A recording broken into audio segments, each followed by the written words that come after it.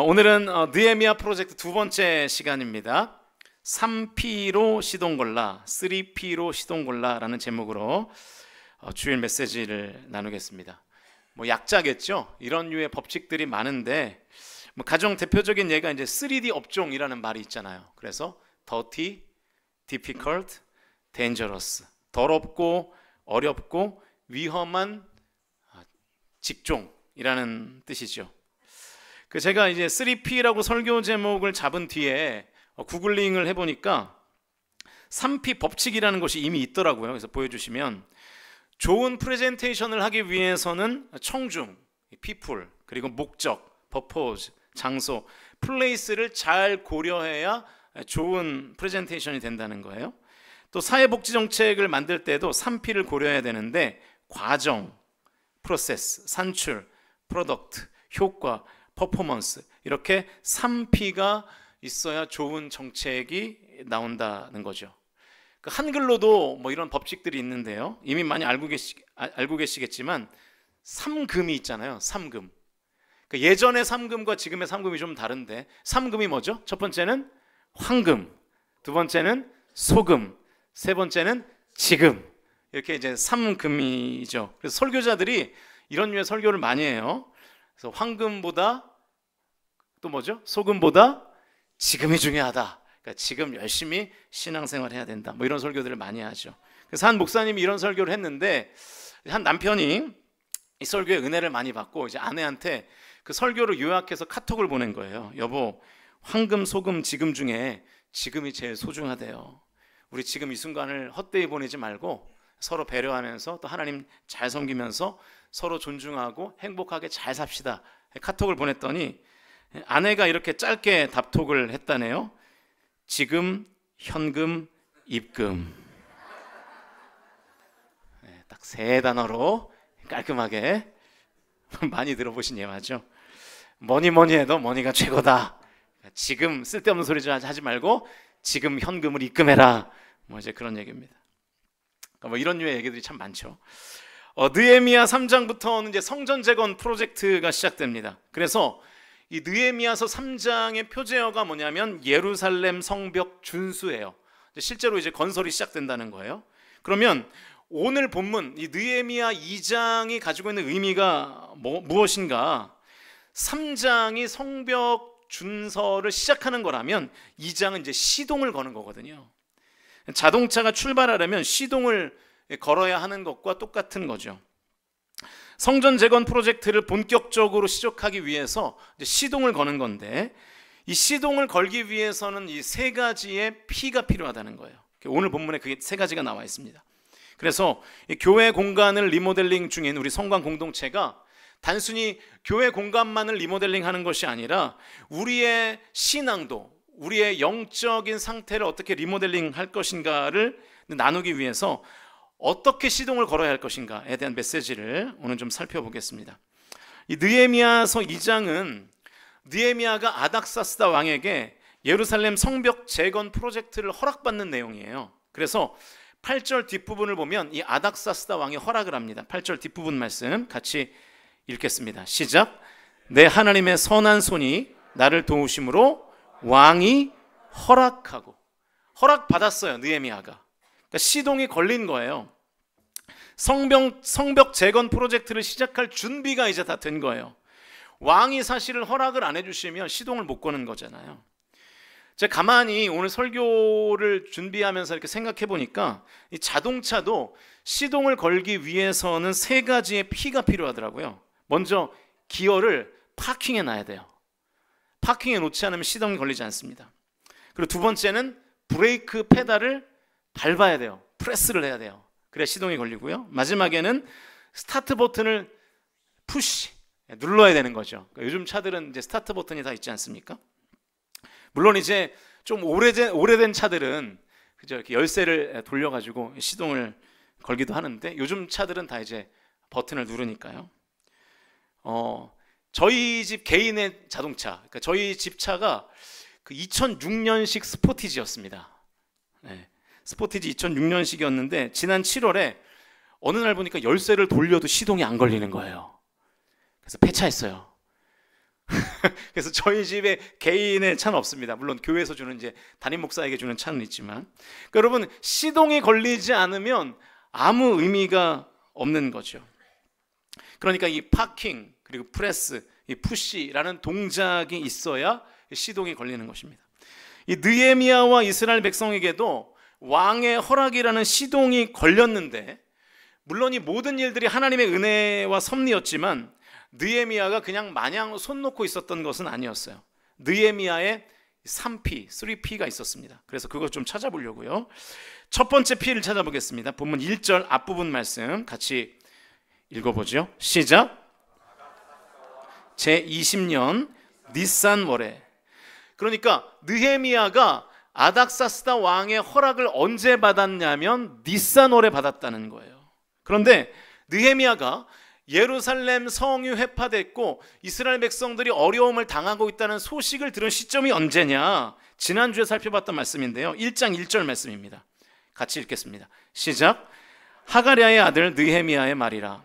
아닥사스다 왕 제20년 기슬르월에 내가 수산궁에 있는데. 그러니까 해는 똑같아요. 아닥사스다 왕 20년 때라는 해는 똑같아요. 그런데 달이 달라요. 예루살렘에 대한 소식은 언제 들었어요? 기슬르월에 들었어요. 그리고 왕의 허락은 언제 받았어요? 니산월에 받았어요. 기슬르월은 우리로 말하면 9월입니다. 9월. 니산월은 1월이에요. 그러니까 예루살렘에 대한 소식을 들은 달이 9월이고 왕의 허락을 받은 달이 1월이거든요. 그 중간에 4개월 여간의 어간이 있었던 거예요. 4개월 만에 성벽 재건 프로젝트의 시동이 걸린 거죠. 예루살렘에 대한 소식을 들은 느헤미야의 감정 상태가 어땠는지가 1장에 나오는데, 우리가 지난주에 살펴봤던 대로 비통했습니다. 느헤미야는 슬펐어요. 그래서 그 비극적인 소식을 듣고 느헤미야가 막 울거든요. 1장 4절 앞부분 말씀 같이 보시겠습니다. 시작. 내가 이 말을 듣고 앉아서 울고 수일 동안 슬퍼하며. 슬퍼했대요. 울었대요. 감정이 격해져 있는 거죠. 감정적이 되면 여러분 제일 못하는 게 뭔지 아십니까? 인내하는 걸 못해요. 기다리는 걸 못해요. 못 참아요. 기다리는 것은 못합니다. 그래서 막 폭발시켜 버리는 거죠. 우리가 술이 위험하다는 얘기를 참 많이 하는데, 술이 여러분 왜 위험합니까? 뭐 하나님이 술 취하지 말라고 하셨으니까 위험하다, 뭐 이런 말도 맞겠지만 실제로 의학적으로도 위험하거든요. 술을 마시면 뇌의 신경 활동이 억제됩니다. 술이 뇌의 중추신경을 마비시켜요. 중추신경이 하는 일이 뭐냐면 이성적인 판단을 하게 하는 거거든요. 그런데 이 술이 중추신경을 마비시키니까 이성으로 판단하는 능력은 떨어지고 감정으로 판단하는 능력만 올라가는 거예요. 그래서 사고가 발생하는 것입니다. 그래서 막 다툼이 일어나고 싸움이 일어나고 심지어는 뭐 살인도 일어나잖아요.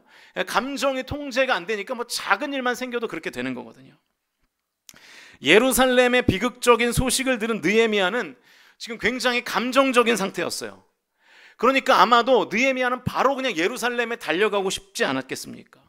하루라도 빨리 가서 무너진 성벽을 재건하고 싶었을 거 아니겠어요? 그런데 느헤미야는 그러지 않았어요. 차분하게 기다렸습니다. 서두르지 않았어요. 기슬르월부터 니산월까지 4개월 동안 인내했습니다. 기도하면서 기다렸어요. 4개월을 기다리니까 왕이 어느 날 그 성벽 재건 프로젝트를 허락하는 거예요. 자, 그러면 이 타이밍에서 느헤미야가 가졌던 첫 번째 P가 뭘까요? 인내입니다. Patience, 인내. 4개월을 인내로 견디니까 바로 왕의 허락이 찾아온 것입니다. 사랑하는 성도 여러분, 지금 우리가 교회 공간을 리모델링하는 이 2달여간의 기간이 굉장히 불편합니다. 그러나 기도로 잘 기다리며 인내하실 수 있기를 주님의 이름으로 축원드립니다. 이 2달을 잘 참고 견뎌야 더 편안한 공간을 우리가 경험하는 거죠. 인내가 이 시대에서 가장 중요한 덕목인데 가장 못하는 덕목이기도 하죠. 왜냐하면 인내 안 해도 되는 시스템에서 우리가 살고 있거든요. 이 시대는 오직 그 빠름을 추구합니다. 참는 거를 터부시하고요, 참는 거를 죄악시해요. 기다리는 것을 악이라고 생각하는 시대죠. 근데 여러분 잘 들어보세요. 그런 시대일수록 인내하는 사람이 인재가 돼요. 왜냐하면 인내하는 사람이 없기 때문에 인내를 잘하는 그 사람이 희귀 아이템이 되는 거예요. 다 인내하지 못하니까 인내하는 사람이 있으면 그 사람의 몸값은 올라가게 되어 있는 것이죠. 그러니까 조금 힘들면 다 도망가잖아요. 참지를 못하는 거예요. 견디지를 못하는 거예요. 이런 흐름에서 참고 견디는 것을 잘하는 사람은 인재가 될 수밖에 없죠. 하나님도 마찬가지예요. 여러분, 하나님이 누굴 사용하시냐면, 하나님께서 어떤 성도에게 복을 주시냐면 기도하며 기다리는 성도에게, 인내하는 성도에게 복을 주신다는 것을 믿으실 수 있기를 주님의 이름으로 축원드립니다. 욥기라는 성경의 주제가 뭐냐면 인내거든요. 하나님과 사탄이 내기를 해요. 사탄이 하나님께 말하죠. 욥, 저 사람이 지옥 같은 삶을 살게 되면 하나님을 떠나게 될 겁니다. 그랬더니 하나님이 뭐라 그래요? 욥은 그런 사람이 아니다. 지옥 같은 삶이 그의 인생에 찾아와도 욥은 끝까지 나를 섬길 거다. 그래서 하나님이 사탄과 내기를 하는데 그 내기에서 누가 이기죠? 하나님이 이깁니다. 욥에게 실제로 지옥 같은 삶이 찾아오죠. 재산을 다 잃고요, 자녀를 다 잃고요, 건강을 다 잃어요. 그래서 욥의 아내가 뭐라 그러냐면 2장 9절 말씀 세 번역으로 같이 읽겠습니다. 시작. 그러자 아내가 그에게 말하였다. 이래도 당신은 여전히 신실함을 지킬 겁니까? 차라리 하나님을 저주하고 죽는 것이 낫겠습니다. 여러분, 이 말씀을 보면 꼭 아내 말이 다 맞는 것 같진 않아요. 그죠? 보통은 아내 말이 다 맞는데 이럴 때는 또 아닌 것 같아요. 이게 무슨 얘기냐면, 당신 지금 재산도 다 잃고 자녀도 잃고 건강까지 잃었는데 그래도 하나님 배신하지 않고 참을 겁니까? 차라리 하나님 배신하고 죽으십시오. 참지 말라는 거예요. 인내하지 말라는 거예요. 그런데 욥이 끝까지 인내합니다. 하나님을 저주하고 죽으라는 욥의 아내의 말이 욥기 2장에 나오는데 욥은 42장까지 끝까지 참습니다. 그래서 결국에는 복을 받아요. 재산이 2배로 회복되고요, 아들 7과 딸 3을 주시고요, 건강도 다 회복돼서 140년을 더 삽니다. 이 내용이 욥기 42장 10절부터 끝절까지 나오는 내용이니까 여러분 집에 가서 한번 읽어보세요. 욥은요, 병들어 죽지 않았습니다. 나이가 다 차서 그냥 늙어 죽었어요. 수명을 다하고 죽었어요. 욥기의 마지막 장 마지막 절만 같이 읽어보겠습니다. 42장 16절과 17절 말씀 같이 읽겠습니다. 시작. 그 후에 욥이 140년을 살며 아들과 손자 4대를 보았고 욥이 늙어 나이가 차서 죽었더라. 네. 욥이 참고 기다리며 인내했더니 그야말로 욥의 인생이 완전히 리모델링 된 것입니다. 끝까지 인내하니까 욥의 인생이 완전히 새로워진 거예요. 사랑하는 성도 여러분, 혹시 지금 여러분의 삶이 지옥 같으십니까? 도저히 못 참으시겠습니까? 오늘 예배하는 저와 여러분이 기도할 때 하나님께서 인내하는 힘을 주실 수 있기를 주님의 이름으로 축원드립니다. 근데 여러분, 인내한다는 것이 말은 쉽지만 사실 인내를 실제로 하기란 여간 어려운 일이 아닙니다. 제가 지금 인내하라고 설교하고 있지만 저도 잘 못하는 거예요. 저도 인내하는 것이 너무너무 힘들어요. 그런데 제가 이 신앙 격언을 보고 다시 마음을 다잡았습니다. 단테의 신곡에 나오는 말인데 보여주시면, 천국으로 가는 길은 지옥에서 시작된다는 거예요. 무슨 얘기냐면 지옥 같은 시간을 인내하면 그 끝에 뭐가 있다는 것입니까? 천국이 있다는 것입니다. 근데 여러분, 반대의 경우도 성립해요. 지옥으로 가는 길은 천국에서 시작됩니다. 그러니까 참을 필요가 없어요. 그냥 막 살아요. 근데 그 길 끝에는 지옥이 있는 거예요. 참고 기다릴 필요가 없는 거죠. 인내 없이 여러분 무슨 선한 열매가 있는 것을 봤습니까? 참고 기다리고 견디지 않으면 아무 일도 우리의 인생에 열매가 없는 거예요. 사랑하는 성도 여러분, 나의 삶이 지독한 지옥과 같을지라도 믿음으로 끝까지 인내하셔서 저와 여러분의 삶과 신앙이 리모델링의 시동에 걸릴 수 있기를 주님의 이름으로 간절히 축원드립니다. 시동 걸기 위한 두 번째 P를 찾아보겠습니다. 4절 앞부분 말씀만 같이 읽겠습니다. 시작. 왕이 내게 이르시되 그러면 내가 무엇을 원하느냐. 지금 느헤미야가 원하는 건 뭐예요? 예루살렘에 가서 무너진 성벽을 재건하는 거잖아요. 그래서 원하는 것을 정확하게 말해요. 5절 말씀 읽어보죠. 시작. 왕에게 아뢰되 왕이 만일 좋게 여기시고 종이 왕의 목전에서 은혜를 얻었사오면 나를 유다 땅 나의 조상들의 묘실에 있는 성읍에 보내어 그 성을 건축하게 하옵소서 하였는데, 그러니까 이런 얘기죠. 괜찮으시면 저를 예루살렘에 보내셔서 좀 성을 건축하게 해주십시오. 왕의 질문에 대한 자연스러운 대답이었어요. 여기까지는 별로 특이점이 없습니다. 이 다음 절이 중요한데요. 느헤미야가 가겠다고 하니까 왕과 함께 옆에서 식사하던 왕후가 왕보다 더 구체적인 질문을 합니다. 6절 중간까지 같이 읽어보겠습니다. 시작. 그때에 왕후도 왕 곁에 앉아 있었더라.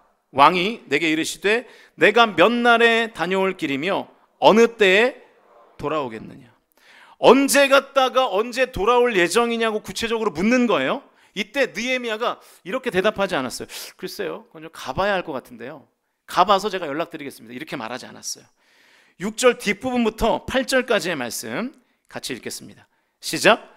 내가 기한을 정하고 또 내가 또 왕에게 아뢰되 왕이 만일 좋게 여기시거든 강서쪽 총독들에게 내리시는 조서를 내게 주사 그들이 나를 용납하여 유다에 들어가기까지 통과하게 하시고 또 왕의 살림 감독 아삽에게 조서를 내리사 그가 성전에 속한 영의 문의 문과 성곽과 내가 들어갈 집을 위하여 들보로 쓸 제목을 내게 주게 하옵소서 하매 내 하나님의 선한 손이 나를 도우심으로 왕이 허락하고. 왕후가 구체적으로 물으니까 느헤미야가 구체적으로 대답해요. 6절에 의하면 기한을 정했대요. 그러니까 언제 갔다가 언제 오겠습니다 정했다는 거예요. 그리고 그것만 말한 게 아니에요. 7절을 보니까 예루살렘에 도착할 때까지 나를 통과하게 해달라고 요청하죠. 이거 쉽게 말하면 비자를 달라는 거예요. 내가 예루살렘까지 갈 때 혹시 주변의 족속들이 나를 막을 수 있으니까 왕께서 길을 좀 터주십시오, 이런 뜻이고요. 8절을 보니까 건축할 재료를 요청해요. 지금으로 말하면 기획재정부에 명령을 하셔서 건축비를 좀 보내주십시오, 그런 뜻이에요. 원하는 것을 말하라는 말이 떨어지기가 무섭게 느헤미야가 지금 이런 요청들을 하고 있는 거예요. 여러분, 지금 느헤미야가 이미 뭘 한 것 같습니까? 느헤미야에게는 계획이 있었던 거예요. 성전 재건 프로젝트에 대한 계획이 있었어요. 다 계획이 있었던 것입니다. 느헤미야는 4개월 동안을 기다리면서 성벽 재건 프로젝트를 잘 계획하고 있었던 거예요. 무턱대고 시동을 건 게 아니에요. 계획이 있었어요. 여러분, 계획이 있다는 것이 무슨 뜻입니까? 계획이 있다는 것은 미리 결정했다는 뜻이에요. 미리 결정했다. 예를 들면 이런 거예요. 우리 교회가 2년에 한 번씩 성지순례를 가요. 이제 내년에 터키 그리스를 갈 건데 한 9월이나 10월 정도에 갈 예정이에요. 계획을 세웠어요, 제가. 그러면 9월, 10월 동안 넋놓고 있다가 그냥 짐 싸서 가나요? 그렇지가 않아요. 미리 어떤 여행사와 순례를 할 건지, 어떤 가이드의 설명을 들을 건지, 성지에 어디를 순례할 건지, 비행기는 뭘 탈 건지, 직항으로 갈 건지, 경유할 건지, 어느 호텔에서 잘 건지 다 결정을 해야 되는 거예요. 미리. 이게 계획하는 거라고요. 느헤미야는 이걸 지금 다 해놓은 것입니다. 공사가 시작되면 언제쯤 끝날지를 미리 결정해놓고, 예루살렘으로 가다가 혹시 길을 막는 사람이 있을지 모르니까 비자를 미리 받아놔야 되겠다 결정하고, 성벽을 어떤 자재로 공사할지를 미리 다 결정해 놓은 것입니다. 그러니까 왕후의 질문에, 즉흥적인 질문에 술술술술 대답을 하는 거예요. 계획으로 시동을 건 거죠. 사랑하는 성도 여러분, 여러분에게 신앙생활에 계획이 있습니까? 비전이 있나요? 계획적으로 신앙생활하고 있습니까? 여러분, 이 말을 좀 오해하시면 안 돼요. 나는 언제 집사가 되고, 언제 몇 년대 안수 집사가 되고, 언제 권사가 되거나 언제 장로가 되고, 이런 계획을 말하는 게 아니에요. 그건요, 내가 계획한 대로 되지 않아요. 제 얘기를 좀 한다면, 제가 2016년도에 목사 안수를 받았습니다. 그러니까 아직 제가 목사 된 지가 10년이 채 안 됐어요. 그래서 저는 총회 대의원 갈 자격이 안 돼요. 10년이 안 돼가지고. 10년이 돼야 이제 갈 자격이 생기거든요. 우리 교단총회가 1년에 한 번씩 열리는데 그때 한 몇천 명이 이제 서울의 큰 교회에서 모입니다. 각 지방회 목사님들 대표, 장로님들 대표들이 모여가지고 우리 교단의 1년간의 방향과 정책을 결정하는 게 이제 총회인데 저는 거기를 못 갑니다. 물론 이제 가서 구경은 할 수 있죠. 이제 회의 참석이 안 되는 거예요. 안수 10년이 안 돼서. 제가 35살에 안수를 받았는데 동기들보다 3년 4년 늦게 받았어요. 제가 안수를 받을 때쯤 갑자기 이 안수 정책이 바뀐 거예요, 교단에서. 제가 학부를 기독교 교육을 전공했는데 기독교 교육 전공자들의 이력을 갑자기 목사 안수 경력에서 빼는 결정을 총회에서 해버린 거예요. 그래서 제가 4년간의 저의 경력이 다 물거품이 됐어요. 그래서 4년을 뒤에 이제 안수를 받게 된 거예요. 그러니까 제가 함께 공부하던 다른 학과 친구들보다 4년을 목사 안수를 늦게 받은 거예요. 함께 공부하던 신학과 친구들은 저보다 4년을 안수를 빨리 받았어요. 제가 사실 그때 굉장히 좀 억울했습니다. 왜 갑자기 내가 안수 받는 그 타이밍에 이 제도가 바뀌어가지고 이렇게 안수가 늦나, 이런 나쁜 이러면서 이제 그런 마음이 좀 있었어요. 여러분, 지금은 제가 하나도 억울하지 않습니다. 왜냐하면 4년 먼저 안수 받은 친구들이 아직 담임 목사가 못 됐거든요. 저는 됐잖아요. 대부분 아직 못 됐어요. 그러니까 지금은 오히려 제가 약간 위로를 하고 밥 사고 그러는데, 그때 제가 뼈저리게 경험을 했어요. 아, 인생이 내 계획대로 되지 않는구나.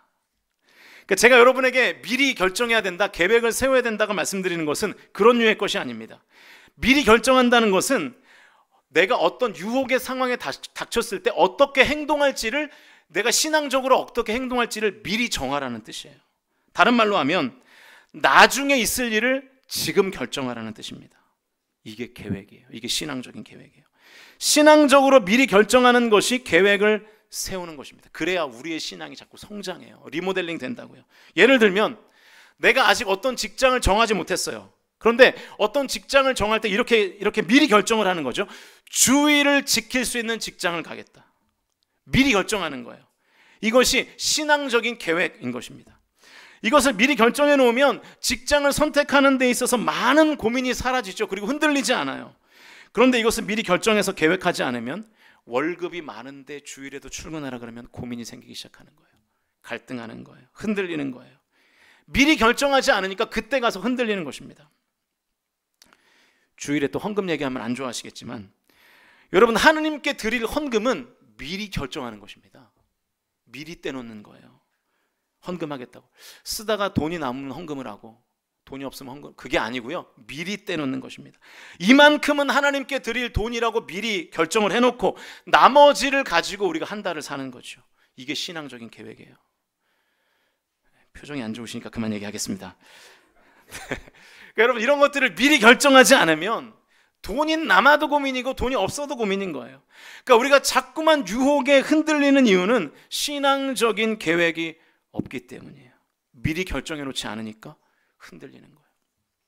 그러니까 여러분, 자꾸 유혹에 흔들리는 분들 계시죠? 자꾸 넘어지는 분들 계시죠? 미리 결정하세요. 나에게 이런 유혹의 상황이 찾아오면 난 이렇게 하겠다. 미리 결정하시고 기도하면 그 유혹에 넘어지지 않을 줄로 믿습니다.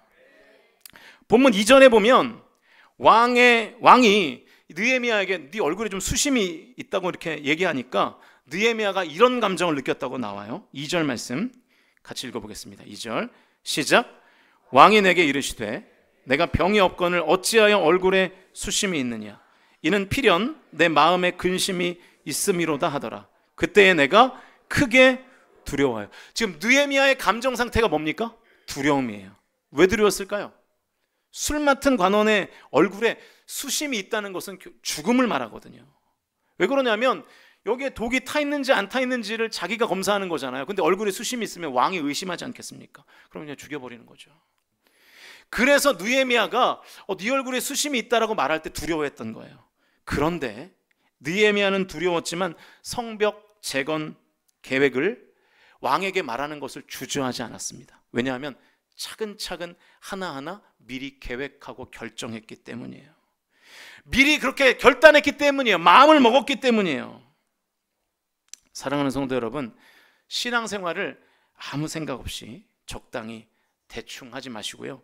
신앙생활을 계획적으로 하셔서 하나님 앞에 내가 반드시 지켜야 할 것들을 미리 결단하시는 지혜를 발휘하실 수 있기를 주님의 이름으로 간절히 축원드립니다. 영적 리모델링을 하기 위해서는 두 번째, 이 계획, P가 필요합니다. 플랜이 필요해요. 나중에 하게 될 일을 미리 결정하는 것이죠. 이제 말씀의 결론을 맺겠습니다. 아직 두 가지의 P밖에 살펴보지 않았는데 벌써 결론에 왔게 됐는데요. 제가 이거는 결론 부분에서 다루는 것이 맞다고 생각해서 결론 부분으로 뺐습니다.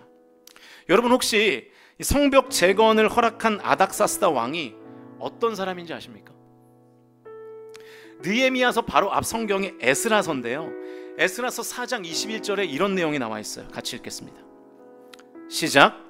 이제 너희는 명령을 전하여 그 사람들에게 공사를 그치게 하여 그 성을 건축하지 못하게 하고 내가 다시 조서 내리기를 기다리라.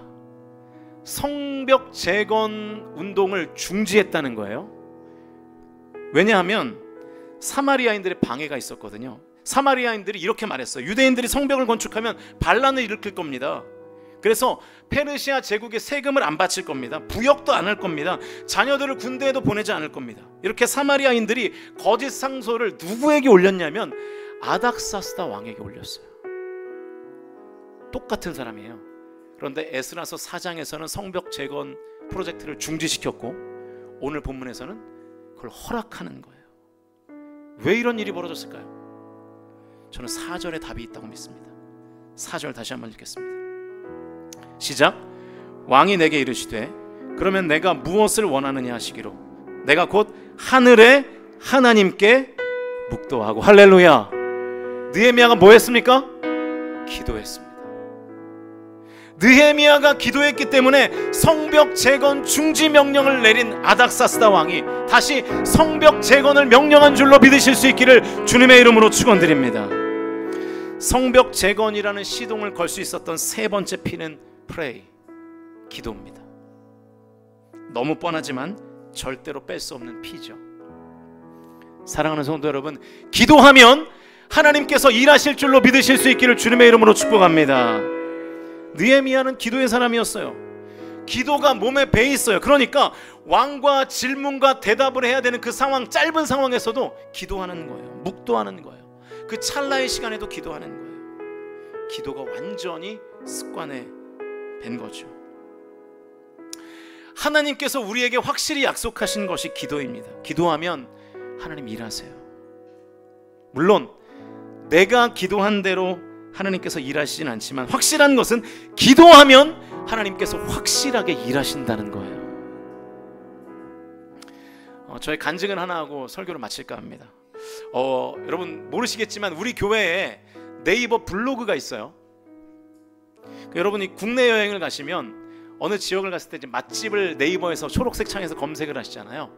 그래서 네이버 플레이스라 그러는데 우리 교회도 네이버 플레이스에 지금 등록이 되어 있습니다. 그래서 여러분 초록색 창에 울산 교회를 검색하셔서 우리 교회를 자주 클릭해 주셔야 우리 교회 네이버 블로그가 상위에 떠요. 여러분 휴대폰으로 뭐 딴 거 하지 마시고 좀 검색 좀 많이 하세요. 요즘 이태호 목사님이 사진도 많이 올리고 막 그러고 있거든요. 그런데 이 블로그의 관리자는 그러니까 네이버에서 검색하는 사람들이 우리 교회 블로그에 어떤 경로로 접속했는지를 볼 수 있대요. 어떤 검색어를 입력해서 우리 교회를 클릭하는지를 볼 수 있다는 거예요. 이태호 목사님이 우리 교회 블로그를 관리하는데 검색어 1등과 2등을 알려주시더라고요. 사람들이 어떻게 우리 교회 블로그에 접속을 할까? 2등 뭔 거 같으십니까 여러분? 우리 교회 블로그 누가 어떤 검색어를 입력해서 우리 교회 블로그에 접속할까요? 굉장히 놀라운 결과인데요. 2등이 키즈 카페예요. 그러니까 우리 교회가 리모델링 공사를 하면서 키즈 카페를 만들 거라는 소식을 그 블로그에 올려놓으니까 사람들이 검색을 하고 들어오는 거예요. 1등 검색어가 뭘까요? 제가 이 얘기를 듣고 더 놀랐는데 김승민 목사 취임. 제가 너무 놀랐어요. 김승민 목사 취임으로 검색해서 우리 교회 블로그에 들어오는 거예요. 제가 담임 목사 취임한 지 3년이 넘었습니다. 그런데 지금도 검색을 하는 거예요. 아직도 그게 궁금한가 봐요. 제가 이 얘기를 이제 이태호 목사님하고 박 전사님한테 듣고 곰곰이 묵상을 해봤어요. 왜 지금도 우리 교회를 들어올 때 김승민 목사 취임을 검색할까? 그리고 짧은 시간에 답을 얻었어요. 도무지 이해가 안 돼서 그러는 것 같아요. 어떻게 제가 저길 갔나. 근데 그 말이 맞아요. 왜냐하면 제가 별게 없잖아요. 저는 뭐 정말 별게 없거든요. 제가 뭐 외국에서 공부를 하긴 했으니까. 물론 외국 이름으로 된 학교에서 잠깐 공부하긴 했어요. 근데 외국에는 안 갔어요. 뭐 학벌도 그냥 평범하고요. 뭐 서울의 큰 메가처치에서 뭐 부목사를 하지도 않았고, 뭐 아버지가 뭐 큰 교회 목사님도 아니고 장로님도 아니고, 그렇다고 제가 뭐 영어를 유창하게 해서 뭐 실력이 있는 것도 아니고, 다 아니거든요. 그러니까 도무지 이 사람들이 이 김승민 목사가 규모가 있는 울산 성광교회에 어떻게 왔는지가 이해가 안 되니까 자꾸만 검색을 하는 거예요. 물론 뭐 저 나름대로는 이유가 있어요. 약간 외모가 괜찮아서 뭐 그런 뭐 저도 뭐 이유 하나는 갖고 있어야죠. 정신승리는 해야죠.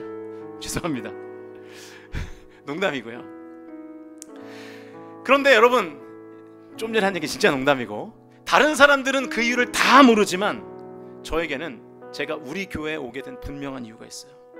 제가 이것은 정말로 하나님의 이름을 걸고 맹세할 수 있어요. 저는 기도로 성광교회 담임 목사로 부임하게 된 것을 확실히 믿습니다.